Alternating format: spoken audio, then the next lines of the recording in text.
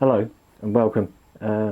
First thing, I want to thank those people that have subscribed. It's very flattering, and I'm pleased that some people like the videos.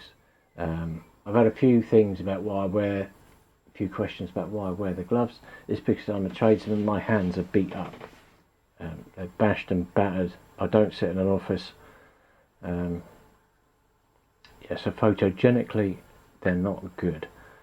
So I've made some changes. I've bought some better lighting. I bought a better microphone. I bought this matte, hopefully to help the focus on the camera better. So hopefully the videos will be better for you. Anyway, onto the watch. It's a Bulova 96B230, and it's the ultra high frequency movement inside, which is the reason I bought it, not so much the way that it looks. It's a field watch design, as you can see, and it's got the sweeping second hand. Stated accuracy of this watch is plus or minus 10 seconds a year. Now, I bought this in February and I set it to the atomic clock with the intention of doing a video in 6 months and then comparing it again to the atomic clock. I have been checking it as we go along, and unfortunately checked it this morning and the battery had gone flat. Now, I was warned by the seller when I bought this that it was new old stock and the battery may be already a couple of years old, but he did supply me with a new battery, which I can't find. So replaced the battery this morning with a Duracell battery, and I've reset the time to the atomic clock. So hopefully I'll set a reminder, 6 months time I'll do an accuracy check on it on a solid 6 months in use. Over the period of time that I have used it, it's just been spot on. I wouldn't even say it's lost a second in that time. I might be lucky. I've seen other people reporting 1 or 2 seconds, but it's astonishing, the accuracy, really. But that's why I bought it, was for that. So I'll just run through the stats. It's got a screw down crown with a Bulova logo on it. It's got brush sides. It's got a polished bevel on the case. The top is brushed. It's got the serrated bezel. I'm not a particular fan of serrated bezels on watches. I think they make them look cheap. But on this, I was pleasantly surprised. So you can see I've marked. There's a slight mark there. I can get it in the light, but it's held well. Circular bushing on the back. Bulova details, Bulova tuning fork. I've changed the strap because I didn't like the strap it came with. It was a leather strap, and I'm not a great fan of cheap leather straps. So this is yet another Zulu diver strap. I do like them. It's comfortable, wears well, and it's hardy, it's tough. So I think with this style of watch, that's perfectly suitable.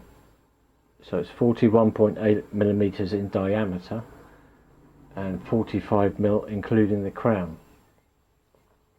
It's 48 mil or 48.5 lug to lug, and it's only 11.62 millimeters thick measured on my calipers. It weighs 72 grams on this strap, which is lovely and lightweight. It's very comfortable to wear on this strap. I didn't find it so comfortable on the leather strap, but that's a personal thing. You might persevere with leather straps. It's not for me. The glass is only mineral crystal, but when this came out originally, it was a cheap, or a lot cheaper watch than it is now. If you can find one, I think you're going to be paying north of £200. I've seen some Japanese offerings for a lot more than that from the Japanese market. Make sure I haven't missed anything. No, the loom is good. It's not up to Seiko standards, but it's good. It's got a red tip on the second hand and sword hands with infilled loom. It's got a date at 6 o'clock down the bottom there, which is colour matched to the dial. The dial is nice and simple. There's a red 60 at the top. It's got the train tracks around the outside, which gives it a utilitarian look, I think. It's yeah, when I bought it, it's this put me off. The fluted bezel, not a fan of those at all. But then it arrived, and the actual finish on it is much higher than the original price would suggest. So it's quite a square, blocky watch, but it's not that big, or not for my wrist size anyway. If you don't know, I've got a 7.5-inch wrist. So yeah, not a lot else I can add really. I will do some close-up shortly with a better lens. I hope you can see that. But yeah, always at the back of your mind with mineral crystals, the fact it's going to get scratched, and then it's it would be I'm quite finicky, you know, with that kind of thing, but hopefully I won't. I haven't yet. You see the mineral crystal is proud